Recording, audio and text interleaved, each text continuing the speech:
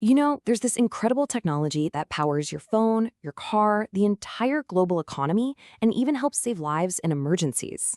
It's this vast, invisible network, hiding in plain sight, orbiting thousands of kilometers right above our heads. So in this explainer, we're going to pull back the curtain and demystify the amazing invisible infrastructure that is the Global Navigation Satellite System, or GNSS. Okay, so before we jump in, just a quick heads up. This is part one of a three-part tutorial. It's all based on a really comprehensive report called Global Navigation Satellite Systems Around the World by Virtualization Options LLC. In this first part, we're really laying the groundwork. We're talking the absolute fundamentals, what GNSS even is, how it works, and why our modern world literally couldn't function without it. You know, to really get a handle on just how important this technology is, let's start with a little thought experiment. Let's try to picture a world without it. No, I'm serious. Really think about it for a second. What would your day be like if you woke up tomorrow and the ability to know your precise location just, poof, vanished? Well, the first things you'd notice are the obvious ones, right? Your phone's map app would just be, well, a blank screen. Trying to call a rideshare? Impossible. And the package you were waiting for? Yeah, good luck. It's probably lost somewhere. And that's just scratching the surface. The ripple effects would be absolutely catastrophic. You see, financial networks rely on this system's hyper-precise timing to timestamp every single transaction. Without it, fraud would explode.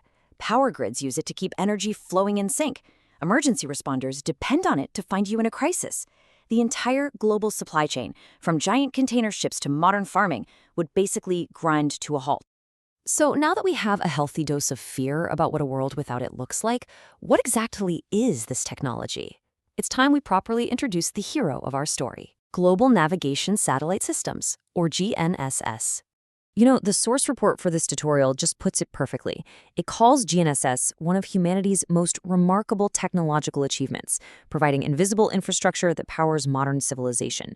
And that's exactly what it is. It's not just an app on your phone, it's a foundational layer of modern life. So at its heart, GNSS is the big umbrella term for any constellation of satellites that provides what we call PNT services. That stands for positioning, navigation, and timing. Basically, telling you where you are, how to get somewhere else, and what time it is with incredible accuracy. You've probably heard of GPS, but GPS is just one of these systems that make up the whole global GNSS network. Okay, let's get into the good stuff. How does this network of satellites orbiting way out in space actually tell your phone where you are? It might seem like magic, but every single GNSS is built on the same, really elegant three-part architecture. First, you've got the space segment.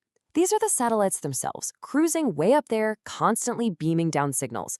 Second, there's the ground control segment.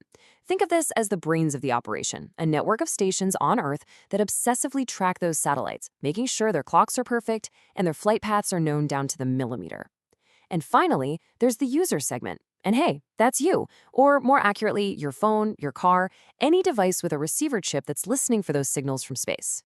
So we have the pieces: space, ground, and user. But how do they all talk to each other? How does your phone use those signals to pinpoint your location? The secret is actually pretty simple, and it all comes down to one thing: time. The source material really nails the core principle here. Each satellite is basically a super accurate atomic clock, just flying through space. It's constantly broadcasting a signal that says, hey, the time is exactly this, and I'm right here. Your phone receives that signal a tiny, tiny fraction of a second later. And by measuring that super small time delay, it knows exactly how far away it is from that one satellite.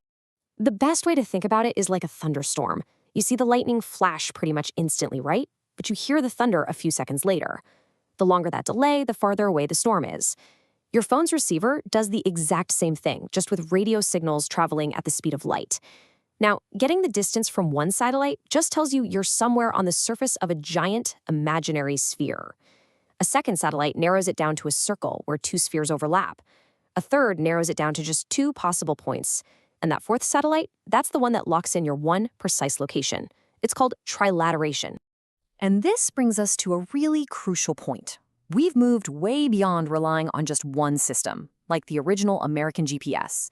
Today, we live in a multi-GNSS world where all these different constellations from different countries actually work together.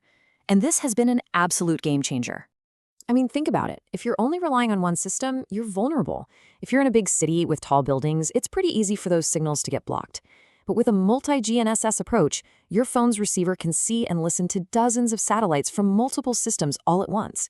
You get redundancy, which means more reliability, way better coverage in tricky spots, and a huge boost in accuracy. And this evolution is just profound. It's what took satellite navigation from its origins as a purely military technology and transformed it into an essential public utility, something as fundamental to our modern world as electricity or the internet. So this all leads to a really fascinating question, doesn't it? If having more of these systems makes our navigation more powerful, more robust, and more accurate, who are the global players building and operating them? Well, we're going to dive right into that race for precision in part 2 of our explainer. See you there.